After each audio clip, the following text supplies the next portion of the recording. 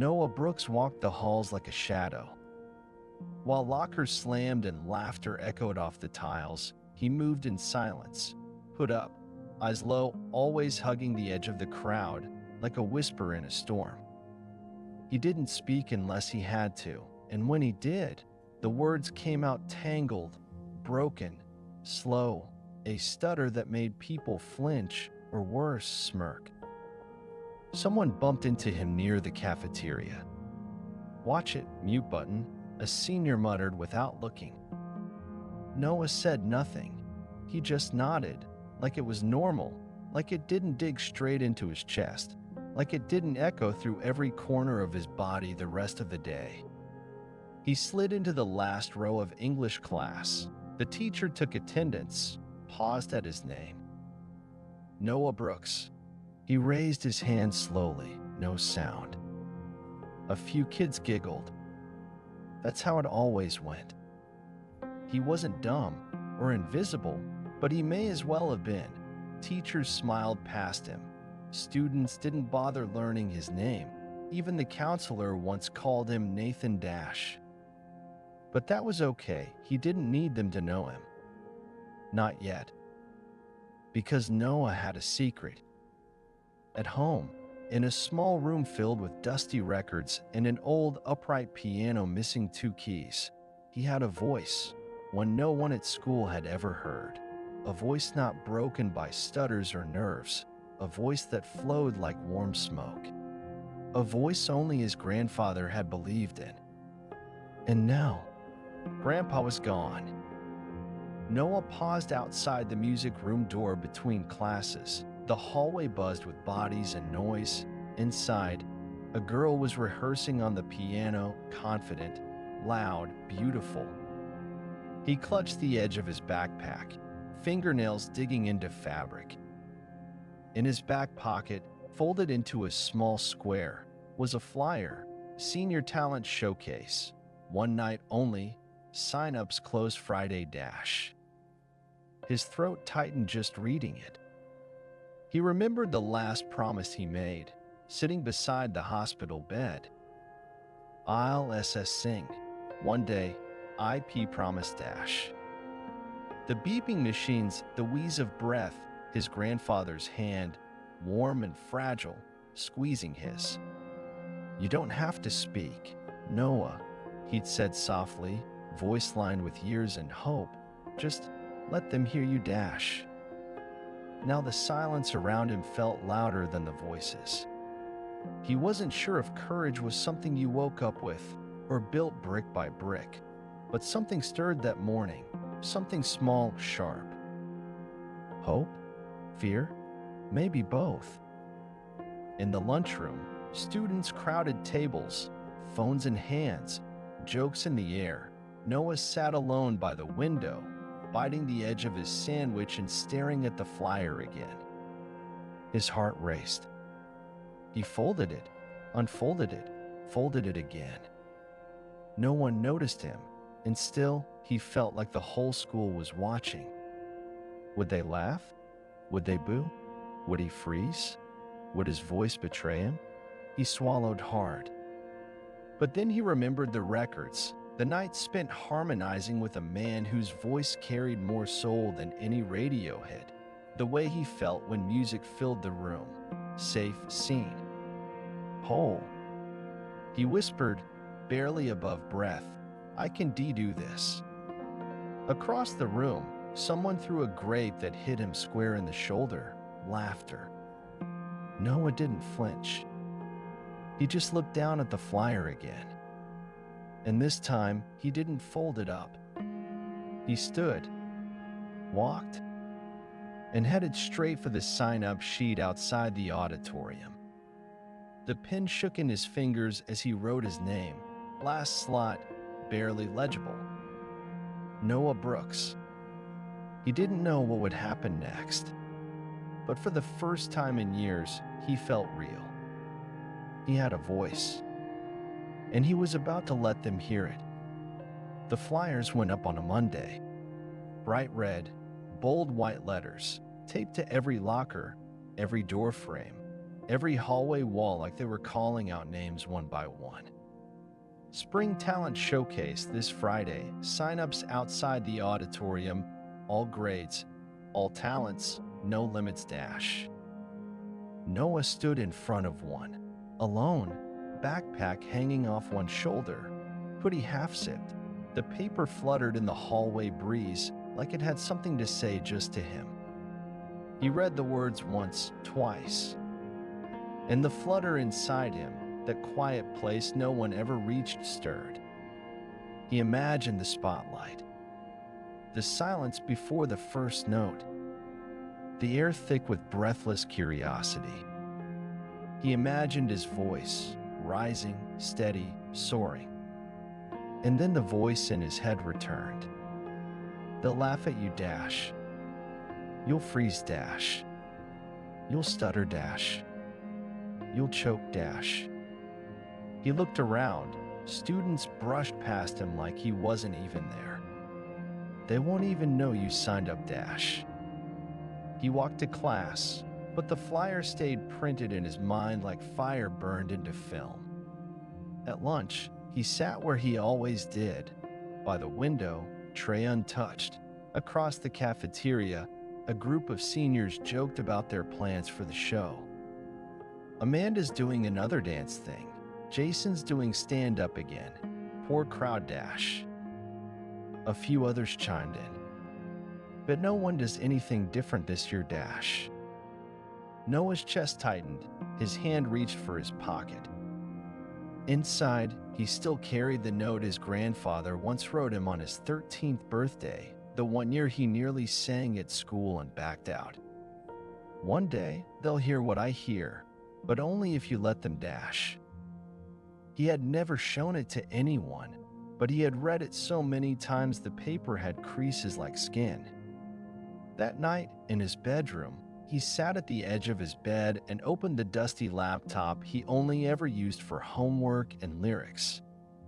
His voice, the one the world didn't know, came out in whispers as he tested a song under his breath.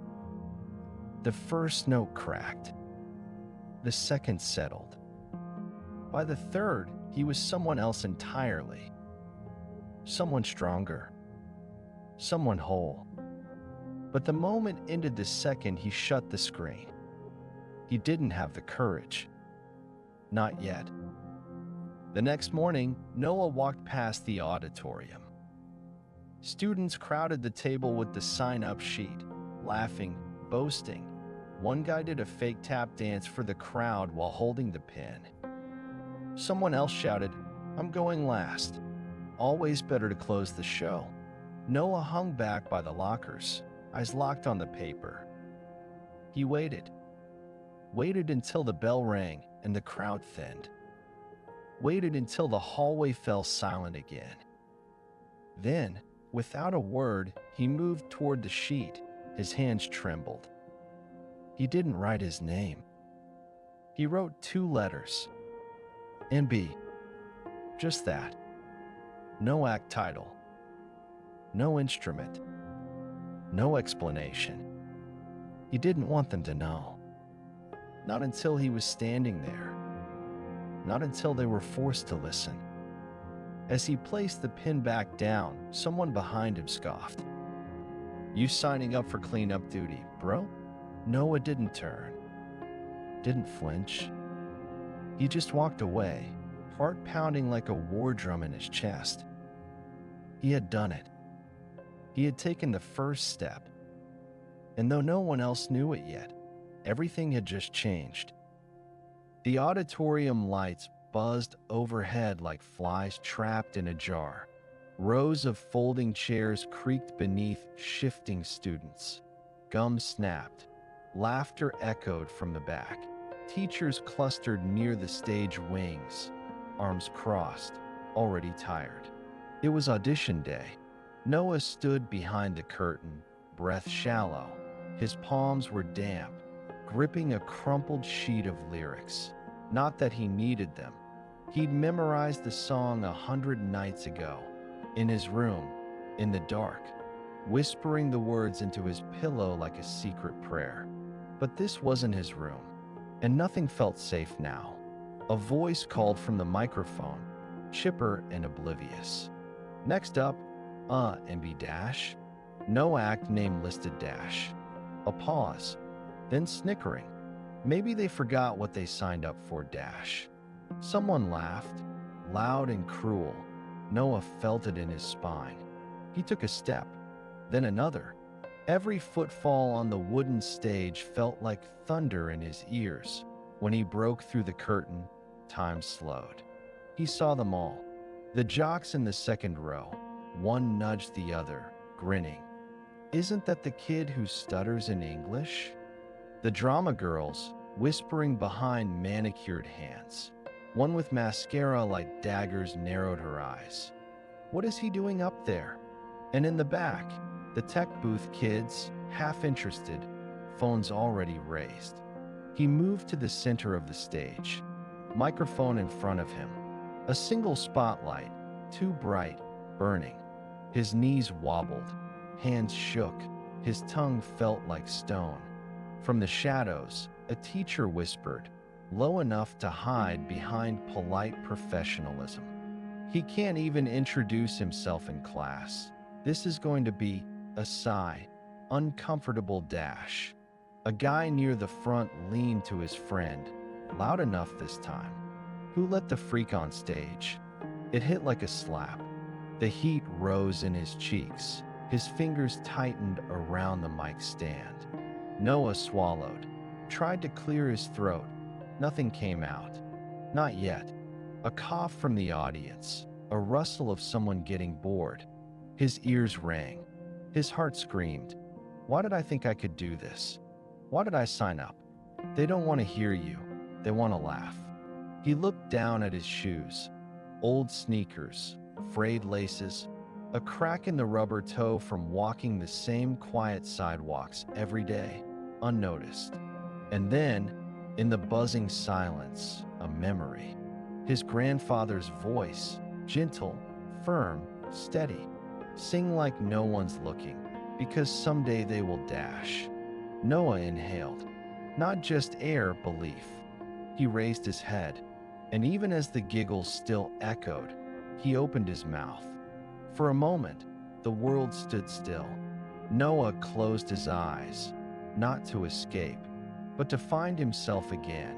The laughter faded, the whispers, the shifting seats, the shallow grins, all fell behind a locked door in his mind. He took one breath, then another, slow, deep, safe, and then he sang. It wasn't perfect. It was better than that. The first note rolled out of him like thunder muffled in velvet. Low, warm, cracked at the edges, like gravel dipped in honey. It startled the room, not because of the power, but because of the soul. You could hear the pain in it, and the hope, and something else, something no one in that auditorium expected from the boy who never spoke. A girl in the second row gasped audibly, hand flying to her chest. One of the jocks dropped his phone. A teacher's eyes widened. Another leaned forward, slowly, elbows on knees, like watching something sacred unfold. Noah didn't see them, didn't need to. He wasn't singing for them. He was singing for his grandfather, gone now, but never far. He was singing for the scared little boy who used to mouth the lyrics in the mirror, afraid of his own voice. He was singing for himself. The lyrics weren't flashy, no vocal runs, no falsetto tricks, just raw truth. I've walked this road without a name, felt the fire and the blame, but in my silence, I still dreamed of the day they'd hear me sing dash. The words trembled out, building with each verse. The audience, once restless, now sat frozen, silent, hushed by something they couldn't name. It wasn't just that he could sing, it was that they could feel it. Noah's fingers clenched the mic stand as if it were the only thing tethering him to earth. His voice rose, higher now, stronger. The pain in his stutter was gone. Music made room for him. and he stepped into it like a man reclaiming a piece of his soul. Tears glistened in a few eyes. Even some of the popular kids, the ones who used to laugh in the hallways, stared as if seeing a ghost finally come to life. And then, the final note. It wasn't loud. It was soft. So soft it landed like snowfall. You never saw me coming. But I've always been right here, Dash.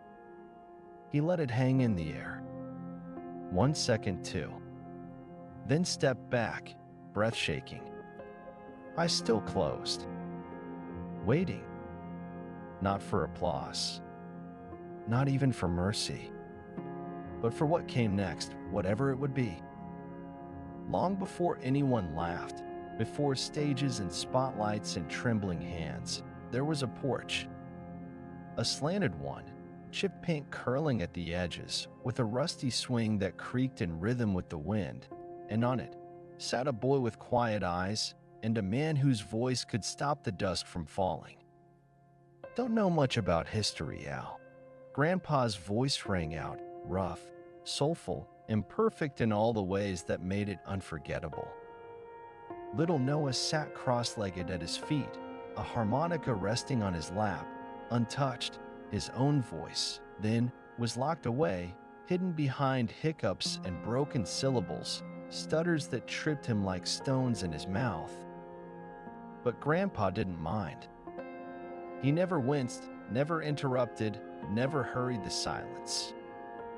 Instead, he sang and waited. But I do know that I love you. He winked at Noah, patting the porch beside him. Come on now, boy, let it out. That voice ain't meant to live in a cage, Dash. Noah shook his head, cheeks pink with shame. I can't, Dash. Grandpa leaned in close, voice lowered, like a secret passed between soldiers. Speech is one thing, he whispered, placing a hand gently over Noah's chest. But music? Music don't care how you talk. Music listens to your heart, Dash. Noah stared down. Then, softly, he hummed. Grandpa smiled wide, teeth gleaming, eyes shining with the quiet pride of a man who just unearthed treasure. And for the first time, Noah sang, "What a wonderful world this would be." It came out hesitant, breathy, but it was clean. No stammer, no pause. Like the words had been waiting for this moment, waiting to be carried out on a melody instead of choked down in fear. Grandpa didn't say a word. He just nodded and kept singing. Every summer after that, the porch became their stage. Sam Cooke, Otis Redding, a little Marvin Gaye on Sundays. Noah learned every word by heart, not just because of the lyrics, but because of what they did to his fear. Music didn't ask him to fix anything, it simply welcomed him. When school got hard, when kids whispered or mimicked the way he tried to answer roll call, Noah would come home, climb those porch steps, and wait. Grandpa would be there, guitar in lap, smile ready. Rough day? He'd ask. Noah would nod. Grandpa would strum a chord, and together they'd let the music speak for them. One summer, Grandpa didn't come out right away. The porch was quiet, the swing still, the guitar untouched. Noah waited and waited until the screen door creaked. Grandma stood there, eyes wet, voice low. Hospital says it's the lungs. He's tired. Baby, real tired, Dash.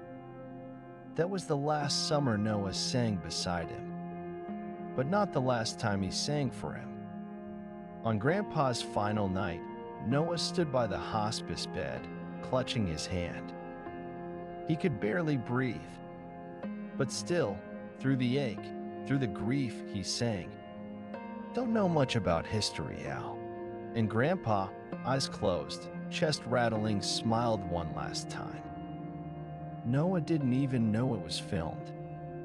He just remembered the spotlight, the silence, the way his hands stopped shaking the moment the first note left his throat.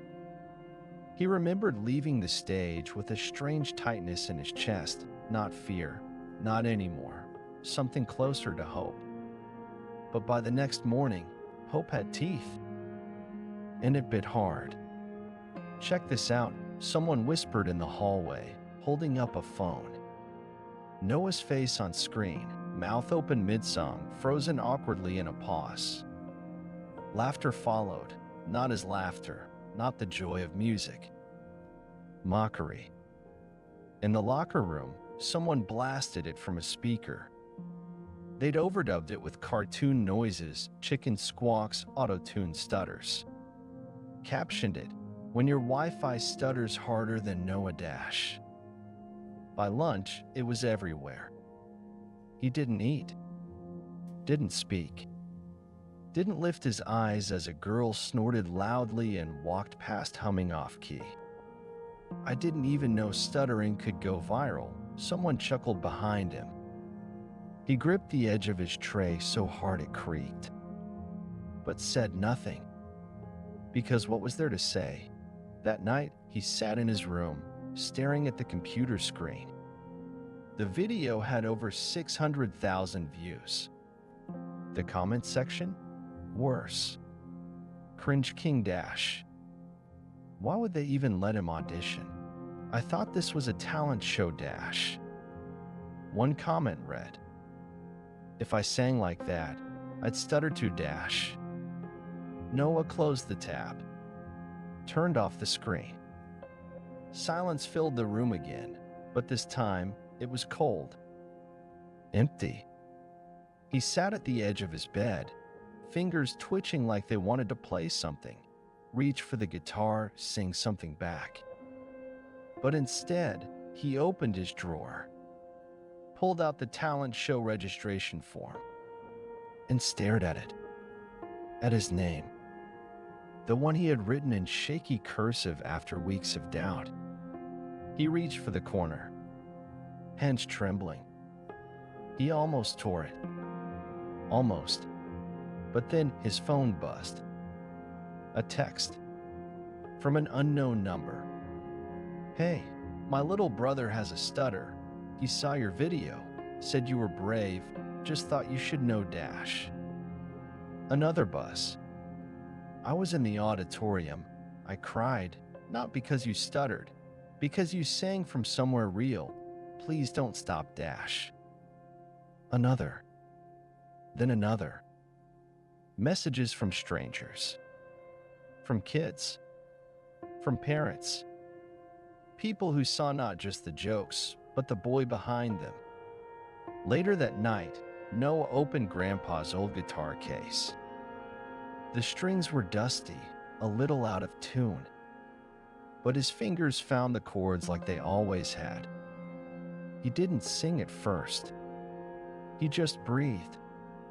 Then, quietly, almost like a whisper meant only for the night, he sang.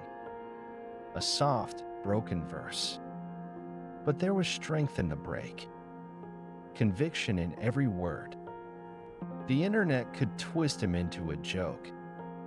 But the voice that lived in him, that belonged to no one else. He picked up the talent show form again, folded it gently, and put it back in his backpack. This time, not to throw away, but to carry forward. It was just after sunset when the knock came. Noah didn't move at first. The house was still. His guitar sat untouched by the window, strings loose, gathering dust. He hadn't sung since the video went viral. Not really. He told himself he was done. That the stage, the music, the feeling, none of it was worth the humiliation. The knock came again. Firmer, patient. Then the creak of the screen door swinging open. Noah, came a voice, soft, familiar. Mr. Carver, the school's music teacher. Noah hesitated before opening the door, just a crack. The man stood on the porch in a brown coat too thin for spring, holding something under his arm, an old record sleeve, corners worn from years of love. "I figured you wouldn't answer your phone," he said with a half smile, "so I figured I'd try the old-fashioned way dash." Noah looked at him, unsure what to say. The shame still clung to him like wet clothes. Carver didn't push, just waited. Then he stepped inside. They sat in silence at the kitchen table, chipped mug between them. Noah stared at the vinyl the teacher had placed on the table. The label had peeled off, but he knew the song. He'd sung it. "A Change Is Gonna Come Dash, Sam Cooke." It had been his grandfather's favorite, the song he used to hum while they watched the stars. "I still remember the first time you sang this, Mr. Carver finally said, voice low. You barely got through the first line, but your eyes." He paused. "You weren't singing a song, you were telling a truth dash." Noah looked away. Carver leaned forward. "You shook that room. Noah, don't let a few cowards drown that out dash." Noah's throat tightened. "They made me a joke dash." "No dash," the teacher's voice sharpened. "They made themselves look small. You just reminded them how big real courage looks dash." Noah swallowed. "It doesn't feel like courage dash." "It never does when you're in a dash." Silence. Then Mr. Carver slid the vinyl across the table. "Play it," he said. "I don't have a record player that works dash." Carver smiled and pulled something from his coat, a small, portable turntable, worn like him. He placed it on the table, clicked it on. Static. Then the crackle of a needle. Then, that voice. Smooth, weathered, timeless. "I was born by the river." Noah closed his eyes. His grandfather's porch. The wind. The stars. His hand on Noah's shoulder. "Your voice is your strength, kiddo dash." He opened his eyes. Carver was still watching him. No judgment, no pressure. Just the look of someone who knew what it felt like to lose your light and what it meant to fight to find it again. "You were born with something rare, Noah," he said gently. "Don't let them steal it dash." He stood. Noah stood too, unsure what to do. Mr. Carver rested a hand on his shoulder. "Sing at the show," he said, "not for them. For you, for the man who raised you, for the boy who found his voice before they tried to take it dash." He turned toward the door, paused, then added, without turning back, "And if you do, don't hold back this time. Let them feel it dash." The door closed behind him. Noah sat for a long while after that. Then he reached for the needle, reset the track, closed his eyes, and sang along. Quiet at first, then louder. The boy who never spoke, beginning to rise. The auditorium pulsed with restless energy, seats filled, buzzing with teenage voices and fluorescent nerves. Backstage, someone dropped a water bottle. A mic squealed. Laughter echoed through the red velvet curtain like distant thunder. Noah stood alone in the wings. Black button-up shirt, scuffed shoes. His hands weren't trembling this time. Not tonight. The stage manager gave him the nod. "You're up, Noah dash." He nodded back, not a word, just a breath. A slow, grounded inhale. The announcer's voice crackled over the loudspeaker. "Next up, Noah Mitchell dash." Silence. A beat of confusion. Then whispers. "Wait, that Noah? He came back. Is he serious?" But Noah had already stepped into the light. The spotlight bloomed around him like a rising sun, warm, unforgiving, blinding. He didn't flinch, didn't shuffle or bow his head. He walked to center stage, calm, composed. And when he looked up, really looked up, his eyes didn't dart away. They met the crowd head on and held. Rows of students, some with phones already in hand, some with arms folded, some wearing smirks they thought he couldn't see. But Noah saw everything. He always had. He nodded at the tech booth.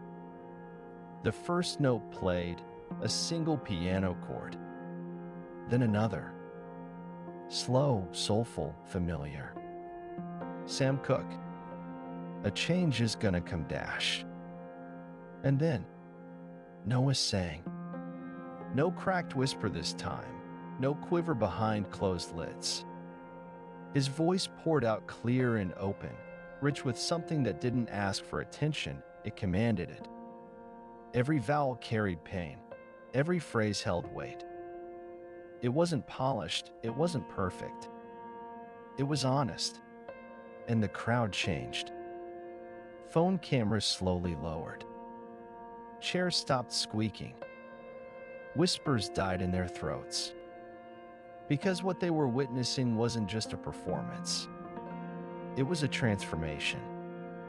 His voice rose, raw and powerful. It's been a long time coming. He sang like someone who had bled for that stage. Like someone who wasn't just reclaiming a moment, he was reclaiming himself. Noah sang with his eyes open. Every note, a wound. Every word, a weapon. And then, mid-verse, his gaze found a boy in the third row, one of the ones who had laughed loudest during auditions. Noah didn't look away. He sang to him. Not with spite, not with vengeance, but with truth. And the boy dropped his phone into his lap, eyes wide. The song climbed, built like a storm about to break. By the final chorus, the crowd wasn't breathing. And when the last note rang out, when Noah's voice finally fell into silence, no one moved. No one spoke. The auditorium hung in that stillness for one suspended second, until someone in the front row slowly stood. Then another, and another. Like dominoes, a quiet revolution. Then came the sound. Applause, rising, swelling. Not polite, not hesitant. Thunderous. The kind of applause that shook the walls. That came from somewhere deeper. Noah stood in the center of it all, not smiling. Just standing. Grounded. Whole. For the first time, he didn't feel invisible. He felt seen. And this time, he saw himself, too. Noah stood under the soft glow of the stage lights, the final notes still echoing through the air like a prayer answered too late. And then came silence. Not the kind that wounds. The kind that reveres. It hovered like fog, a stillness that held weight, held truth. And in that silence, eyes met. His. Theirs. Unspoken reckoning. Then slowly, applause. A single clap from the back row. Then another. And another. Until the auditorium erupted again, not just in noise, but in recognition. And this time, it wasn't out of surprise. It was out of respect. Noah blinked, unsure whether to bow or breathe, so he just stood there, letting the sound wash over him like rain on dry earth. He scanned the crowd and saw them, the ones who had laughed. Kyle, captain of the soccer team, the same guy who had once tripped Noah in the hallway and called him Mute Dash. Now standing, palms together, eyes glassy. He mouthed one word. Sorry, Dash. No smirk. No sarcasm. Just a boy who had finally seen past his own noise. And Sarah, the girl with perfect posture and venom behind every word. She'd called him a ghost once, said he'd be forgettable Dash. Now her mascara ran like ink on soaked paper. She wiped her cheek with the back of her hand. Didn't hide it. Didn't speak. Just watched him like she didn't know who he was anymore. Or maybe, finally, she did. Even Mr. Keller, the principal, who once questioned why Noah was even admitted into public speaking class, stood off to the side with a stunned expression, whispering to the vice principal. This is the most powerful moment this school has ever seen, Dash. It wasn't a performance. It was a reveal. And they knew it. He had carried that voice inside him for years. Now it wasn't just his anymore. Now it belonged to everyone who had ever been silenced. Everyone who had sat alone at lunch. Everyone who had swallowed their truth because the room was too loud to hear it. He didn't need the trophy, didn't even look toward the judging panel. Because something bigger had happened. Something quieter. Deeper. A shift. He stepped down from the stage. Back into the crowd. But this time, it parted for him. Not in pity. In awe. He passed Kyle. Their eyes met for a moment too long. Noah gave him the smallest nod. Forgiveness, not loud, not even spoken, but offered. And Kyle looked down, ashamed, humbled. Maybe that was enough. Sarah whispered as he passed. That was beautiful, Dash. He didn't respond, just smiled. And that was enough, too. When he reached the side doors of the auditorium, he paused. Turned back. And for the first time ever, Noah didn't feel like a shadow. He felt like a spotlight. And it wasn't because he'd taken center stage. It was because he'd taken his place. The stage was long behind him now. But Noah still heard it. Not the applause. Not the rising cheers. But the silence that came after his last note. The kind of silence that says we see you now. His footsteps were soft on the old hardwood floor as he entered the small, quiet house. It still smelled faintly of pine and dust and the cologne his grandfather used to wear, warm, peppery, familiar. The living room sat untouched, framed memories on every shelf, a record player in the corner, and beside it, the wooden chest, the one Grandpa always said was for later, Dash. Noah knelt beside it, unlocked it. Inside, old sheet music yellowed by time, a harmonica, a photo of the two of them on the porch, Grandpa's arm around a shy little boy in glasses. And then the envelope. Dust clung to its edges like time refusing to let go. In faded ink, Noah, when you're ready, Dash. His hands trembled. He opened it. Inside was a single piece of paper folded in thirds. The handwriting was crooked, familiar, Grandpa never typed. Noah, I know you don't like being the center of attention. That's okay. You don't have to be loud to be powerful. But someday, you're going to feel something deep inside you, something too big to keep in. And when that happens, son, let it out. Your voice was always meant to be heard. Even if it shakes. Even if they laugh first. Because laughter fades. But truth echoes. Be brave enough to let them hear it. I'm already proud of you. Love. Grandpa. Noah pressed the letter to his chest. Closed his eyes. Let the tears come, not from pain, but from release, from the weight of hiding who he was finally lifted. In the hallway mirror, he saw himself differently now. Not the ghost in the back row, not the kid they didn't know, but a boy who had stood in the light, despite shaking knees and a room full of noise. A boy who had sung, and in doing so, found his name. He didn't need to be famous, didn't need a million views. He just needed to keep singing, to let the world hear the parts of that words couldn't carry. And maybe, just maybe, help someone else find their voice, too. Noah walked to the porch. The sun was setting, pink spilled across the sky like a secret being whispered.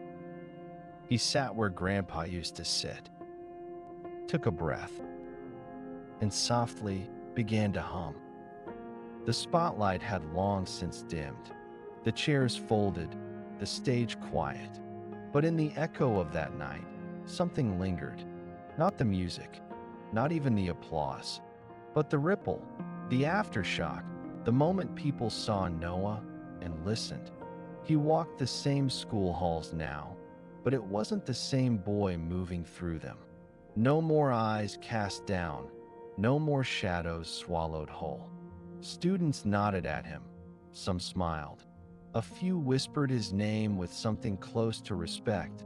There was no grand speech, no victory parade, just space. Space finally made for him.